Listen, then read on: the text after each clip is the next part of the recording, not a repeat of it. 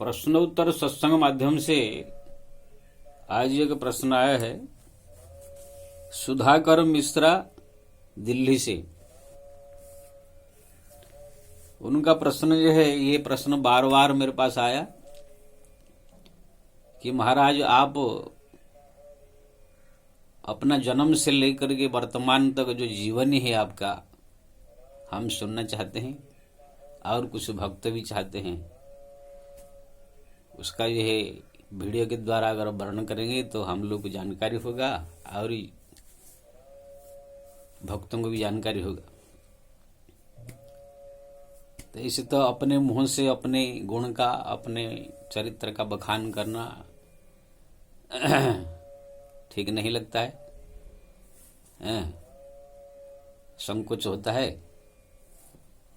लेकिन भक्त लोग को सब जानने की इच्छुक है, इसलिए संकोच करके ही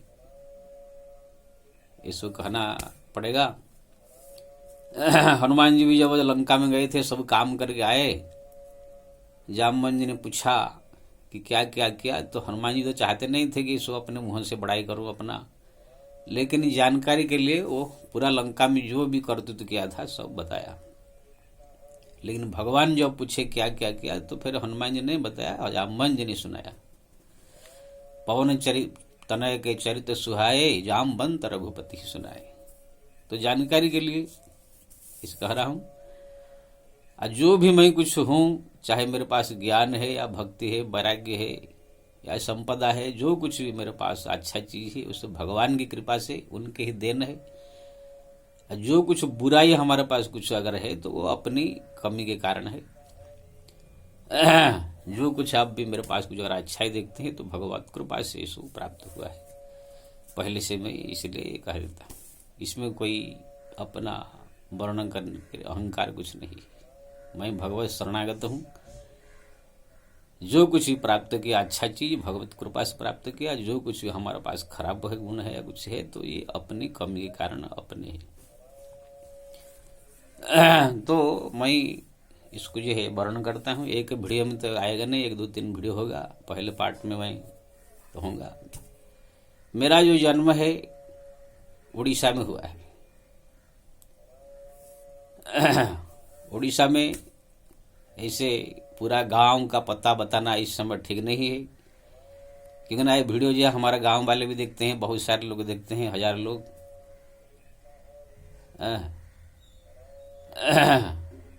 तो गांव का पता बता देंगे तो बहुत सारे लोग हमारे गांव में भी पहुंच जाएंगे, ऐसे ऐसे भक्त है। अब वहां जाने के बाद फिर पूरा जानकारी होगा, लोग गांव वाले भी कहाँ पर मैं रहता हूँ ये सब जानकारी हो जाएगा। फिर भक्ति में बाधक होगा। अब भक्ति करने वाले को, साधु संत महात्माओं को गांव वालों से, घर वालों से इतना सावधानी रहे, दूर रहना चाहिए। हाँ ठीक है, कभी कभी मिल लिया, कभी बात अलग है। तुलसीदास जी ने भी लिखा है, तुलसी वहां न जाइए जहां जन्म स्थान, तुलसीदास न कहकर धरेंगे तुलसी नाम। जहां हमारा जन्म स्थान है वहां पर बार बार नहीं जाना चाहिए, ना उसका प्रकाशित करना चाहिए। ये तुलसीदास जी ने मना किया है। अभी तो मैं कम से कम 20 साल हो गया अपने गांव में नहीं गया हूं, 20 साल पहले गया था। तो हमारा उड़ीसा में जो है जन्म हुआ है, वो भी जिला बता दूं तो गंजाम जिला है, इसमें हमारा जन्म हुआ है। हमारे जो है इस समय तो पिता माता नहीं है, उनका देहांत हो गया है। हम 4 भाई है और 5 बहनें हैं। सबसे छोटा हूं मैं, और भाई लोग सब अपने अपने काम धंधा सर्विस में सब थे उस समय जब मैं गांव में था। इस समय भी सब अपने अपने काम धंधा में व्यस्त है। इसमें अभी तो लोग का सब लड़के बच्चे हो गए हैं, लड़के बच्चे लोग भी अच्छा अच्छे सब पोस्ट में है, कोई सीए है, कोई टीचर है, क्या क्या सब है। तो जिस समय मैं गांव में था तो मैं 4 भाई में सबसे छोटा था। हमारा घर जो है भक्तिमय घर है। हमारे घर में जो है गीता, रामायण, भागवत, पुराण, शास्त्र का बहुत संग्रह था। हमारे गांव में जो है हरिनाम संकीर्तन मंडली था। हमारे जो घर के हमारे भाई जो है अच्छे गायक बायक थे, बजाने वाले। हमारे घर में मृदंगम, मजिरा ये सब रहता था। पूरा गांव को जो है हरिनाम संकीर्तन करके सब भ्रमण करते थे हमारे गांव वाले सब। तो बचपन से हमको जो है ये सब संस्कार आया था हरिनाम संकीर्तन का। पूजा पाठ भक्ति ये सब बचपन से ही संस्कार है। पिताजी हमारे थे जो थे बड़े ही भक्ति थे। 4-4 घंटा राम राम राम राम राम जप करते थे। हम सब बगल में सोते थे। 4 बजे से उठ करके जो है ओंकार मूर्ति राम राम राम राम, ब्रह्मछाय ज्योति राम राम राम राम, कौशल्यानंदन राम राम राम राम, ऐसे जप करते रहते थे। माता भी हमारा बड़े भक्ति वाली ही। प्रातःकाल स्नान करके तुलसी का पूजन, भगवान का पूजा पाठ सब करते। इसलिए सब बचपन से हमको भक्ति का संस्कार है। घर में गीता, रामायण, भागवत सब ये तो था। पूजा पाठ, हरिनाम संकीर्तन मंडली गांव में हमारे सब बड़ा भक्ति वाले गांव है। हरिनाम को जप को जो है बहुत जोर देते। भागवत जो है वहां पर गांव में होता था। गांव में सब लोग बैठ कर पुराण शास्त्र का अध्ययन करते थे। ऐसे गांव हमारा है। ऐसे गांव जो है कोई शहर नहीं है, छोटा सा गांव में 100 घर था। गांव के बाद जो है जंगल, 100 किलोमीटर तक फैला हुआ जंगल। तो हमारे जो माता जी के कहने के अनुसार हमारा जन्म का रहस्य बहुत विचित्र है। हमारा माता जी भक्ति वाली तो थी ही। एक दिन जो है तालाब में स्नान करने गई तो वहां पर देखा बहुत सारे लोग जो है तालाब में जो दांतुन करते हैं लकड़ी से, वो दांतुन करके जो है उसको जो है जूहा अपना मैला साफ करने के बाद उसको वही तालाब के पास में फेंक देते। तो उसी के बीच में एक तुलसी का पौधा था। वो तुलसी पौधा देखकर माता जी को बड़ा खराब लगा। वो तुलसी पौधा को जो है उखाड़ करके लाकर अपने आंगन में लगा दिया। बढ़िया से उसको चारों तरफ ईंट लगा करके पानी दे करके उसको पूजन करने लगी। तुलसी का पौधा बढ़िया बढ़ने लगा माता जी के कहने के अनुसार। उसके बाद 1-2 महीना के बाद कोई एक दिव्य देवी उनको सपने में आई। एक गोद में एक बालक, सुंदर सा बालक लेकर के कहा, ये तुम ले लो, तुमने मेरा सेवा किया इसलिए ये पुत्र तुम्हारा उद्धार करेगा, तुम्हारा कुल का उद्धार करेगा। तो माता जी जो है उनको ले लिया। उसके बाद उनके सपना टूट गए। उसके बाद जो है माता जी के गर्भ में हमारा आगमन हुआ। हमारा जन्म होने के बाद जो है बोलते हैं दिव्य सुंदर स्वरूप हमारा था। अभी तो ठीक नहीं हूँ। गांव वाले सब देखने आते थे। एकदम इतने गौरव वर्ण खूबसूरत। हमारा नाम तो बचपन में बगुला ही कितने रख लिए थे, इतना गोरा था। तो वहां पर जो है लालन पालन जो है होने लगा। मात्र 2 साल की उम्र है। मेरे को 2 साल की बात मेरे को याद है। 2 साल से माता जी हमारे पूजा करती, उनके साथ में मैं भी पूजा करता था। तुलसी का पूजन, भगवान का फोटो का पूजन, वहां पानी देता था। वहां पर जो माता जी हमारा पूजा करती थी, मैं भी तुलसी में पूजा करता था। तो 2 साल उम्र से ही देखा मैं वो तुलसी इतना बड़ा था जैसे घर के छत में ऊपर भी पार करके इतना आंगन में था वो, और इतना मोटा जैसे कोई बांस का लकड़ी। लोग को तुलसी को देखने के लिए भी आते थे। इतना बड़ा तुलसी कहीं नहीं देखा। तो इसी प्रकार से मैं जो है बचपन से ही भगवान का भक्ति, भजन, पूजा पाठ, हरिनाम संकीर्तन के अंदर ही जीवन हमारा बीता। हमारा पिता ही जो 8 प्रहरी 24 प्रहरी नाम यज्ञ अकेले अकेले कर लेते थे कभी कोई। तो इसी प्रकार से जो है धीरे धीरे जब 4-5 साल का उम्र हुआ, फिर हमारा जो है स्कूल में पढ़ने के लिए नाम लिखा गया। स्कूल में हमारा ज्यादा नहीं, 3रा क्लास तक था। गांव है, वहां पर जो है 3 साल पढ़ा। बचपन में थोड़ा सा मैं नटखट था। किसका कुछ जो है थोड़ा सा चोरी कर लेता, पेंसिल चोरी कर देता था, थोड़ा किसी का खाता चोरी कर लेता था। ऐसा नटखटिया था। हमारे जो टीचर थे बहुत बेत से मारते थे मेरे को। अगर कोई सामान किसका चोरी हो गया तो बोलेंगे ही लिया। मेरा नाम था गोविंद, तो गोविंद चोर कहा करके मेरे को बुलाते थे। तो इसी प्रकार से फिर 4वीं 5वीं पढ़ने के लिए गांव, बगल वाले गांव में गए। हम लोग जो है कीचड़ में जो है चलते चलते जाते थे। उस समय रोड सड़क इतना नहीं था, बिजली भी नहीं था। उसके बाद छठवां से पढ़ने के लिए जो सिटी में गए, गांव के 5 किलोमीटर दूरी पर एक सिटी है, वहां पर गए। छठवां 7वीं वहां पर पढ़ने लगे। धीरे धीरे धीरे धीरे हमको अक्षर ज्ञान से हो गया था पढ़ना, तो गीता रामायण भागवत हमारे जो घर में था वो सब मैं जो है पढ़ना चालू कर दिया था। पढ़ते पढ़ते धीरे धीरे धीरे धीरे इतना ज्ञान हो गया। जब मैं 6ठी 7वीं में पढ़ रहा था तो उस समय जो है मेरे पास में गीता भागवत रामायण भी अपने किताब स्कूल किताब के साथ में रहता था। अब भजन भक्ति हरदम हरे कृष्ण कृष्ण कृष्ण हरे हरे, हरे राम राम राम हरे हरे जप चलता रहता था। 24 घंटे चलते फिरते उठते बैठते स्कूल से आते जाते। ज्यादा करके भागवत का जो 11वां स्कंद कृष्ण उद्धव संवाद उसको मैं ज्यादा पढ़ता था। उसके अंदर दिव्य ज्ञान से भरा हुआ है। धीरे धीरे संसार से मन वैराग्य होने लगा था। ऐसे 7वीं तक का हमारा स्कूल का जो पढ़ाई इतना अच्छा नहीं था कि ना मैं ज्यादा समय भक्ति में ही देता था, पढ़ाई में कम देता। लेकिन भगवान की कृपा से इतना बुद्धि मेरा तेज हुआ, 8वीं क्लास में पहुंचते हमारा दिव्य इतना बुद्धि इतना तेज हो गया कि हमारे स्कूल किताब का भी जो ज्ञान एकदम बड़ा बढ़ गया। जो गणित तो मेरे को समझ में नहीं आता था 5वीं 6वीं में, वो 8वीं में पहुंचते ही 90 98, 10वीं में तो हमारा 98 आया था, 10वीं वाले कुछ आया था। विज्ञान में 85 90 ऐसे, यानी हर एक सब्जेक्ट में 80 90 95 ऐसे मेरा आना चालू हो गया। मैं खुद आश्चर्य में पड़ गया कि इतने तुरंत कितना ऐसे बुद्धि विकास हो गया है। भगवत कृपा है ये। हमारा गांव के जितने उस समय के लोग थे सोचते थे कि ये लड़का बहुत बड़ा कोई कलेक्टर इंजीनियर डॉक्टर या कोई बहुत बड़ा आदमी बनेगा, ऐसे सब हमारे सोचते थे गांव वाले। हमारे साथ में स्कूल में जितने पढ़ने जाते थे सब 4-5 और लड़के, वो सब भी जो है आश्चर्य में पड़ गए थे, इतना दिमाग इसका। सब मेरे पास कोई पूछना हो, गणित हो विज्ञान मेरे पास पूछने आते थे।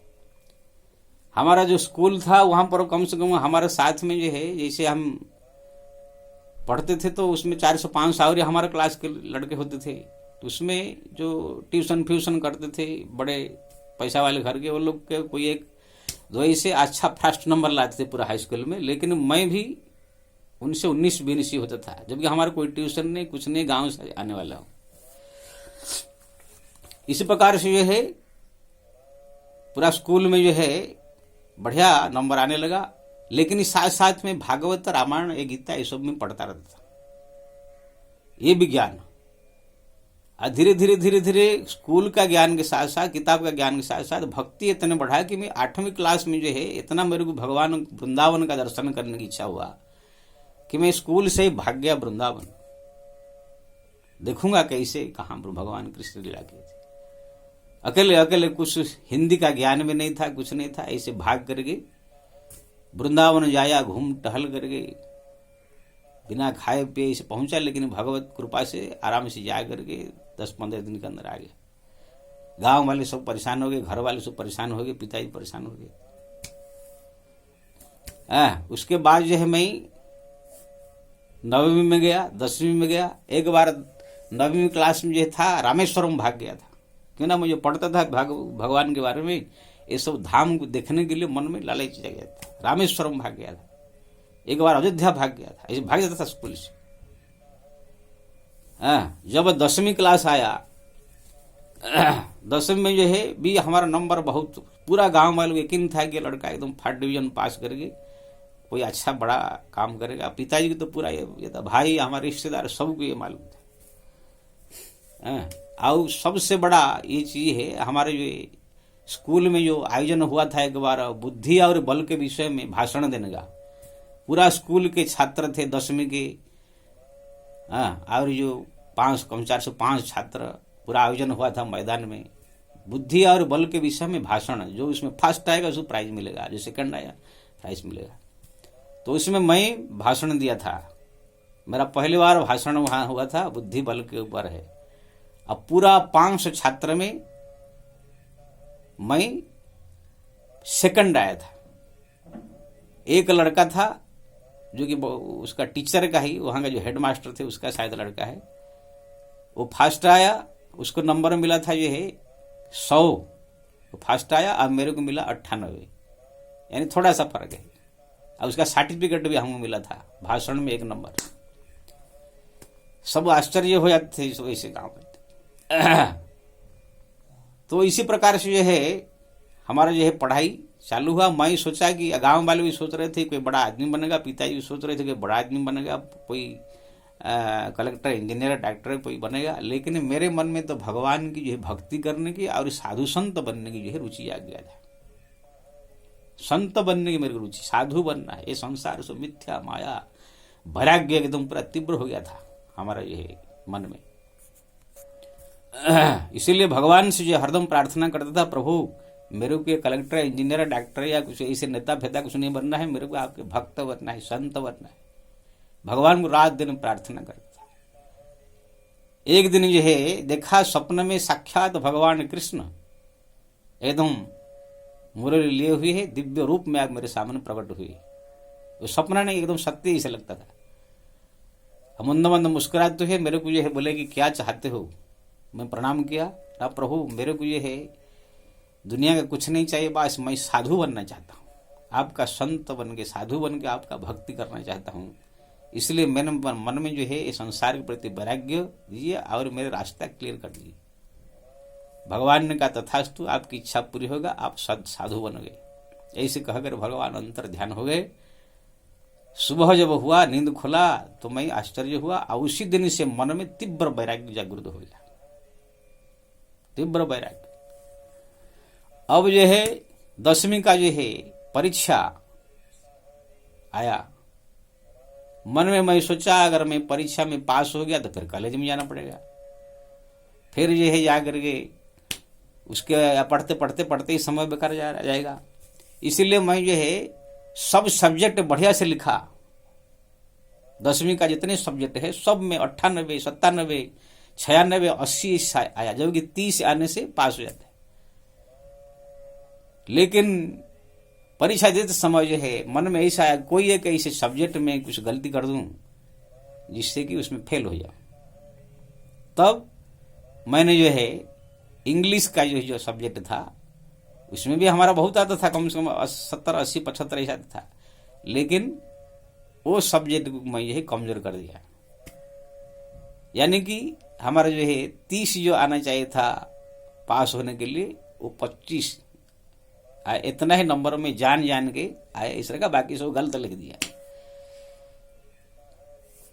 आप लोग किसी को मालूम नहीं, जो रिजल्ट निकला तो सब गांव वाले सोचते थे, घर वाले सोचते थे ये तो 3rd डिवीजन आएगा, आगे कॉलेज जाएगा। कॉलेज भी देख लिया था, बड़े बड़े कॉलेज में सब ज्वाइन होने के लिए सब। लेकिन जब रिजल्ट आया तो इसमें निकला फेल है। वो तो बात मैं ही जानता हूं। उसके बाद हमारा पिताजी जो है बहुत परेशान हो गए। बड़े भाई थे, वो बोले कहाँ पर कमी हुआ, चलो फिर दोबारा पेपर जो है चेकिंग करते हैं, कैसे हुआ, ऐसे हो नहीं सकता है। तब मैंने कहा देखो भाई ये सब कुछ नहीं, मैं जो लिखा था वो आया है, अब मेरे को जो आगे पढ़ना नहीं। पिताजी हमारा बहुत कोशिश किया, माँ जितने सो रिश्तेदार, अरे इतना तुम्हारा दिमाग है, कोई अच्छा काम करोगे, अच्छा आदमी बनोगे, बड़ा कोई आदमी बनोगे, सबकी इच्छा था। अब मैंने कहा देखो भाई अब मेरे को पढ़ना नहीं है, मेरे को भक्ति करना है। बहुत समझाए लेकिन मैं ये है माना नहीं। बस गांव में कुछ दिन रहा, उसके बाद जो है गृह त्याग करने का मन में प्लान बनाया। और गृह त्याग प्लान बना करके जो है एक दिन जो है गृह त्याग करके मैं जगन्नाथपुरी के लिए प्रस्थान किया। जगन्नाथपुरी जाकर के एक आश्रम है पापड़िया मठ, वहां पर जाकर मैं पहुंचा। वहां के जो मोहन जी थे पूछे, वहां पर रहा मैं।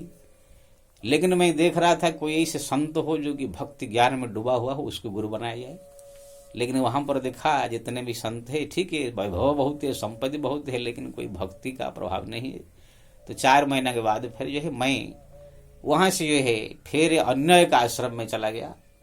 जगन्नाथ जी के सिंह द्वार के पास है श्री रामदया परिषद मठ।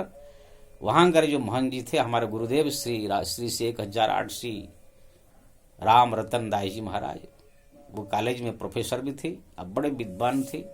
उनके आश्रम में जो है प्रतिदिन जो है कथा सत्संग, प्रश्न कोई पूछे तो उत्तर मिलता था बढ़िया। बड़े बड़े मुख्यमंत्री उनके पास आते थे पूछने के लिए, बड़े बड़े नेता भी। तो वहां पर जो मैं देखा कि यहाँ पर भक्ति बढ़ेगा, तो वहां जाकर फिर मैंने गुरु मंत्र दीक्षा लेकर के सन्यासी दीक्षा लिया। इसी प्रकार से जो है मैं साधु बन गया।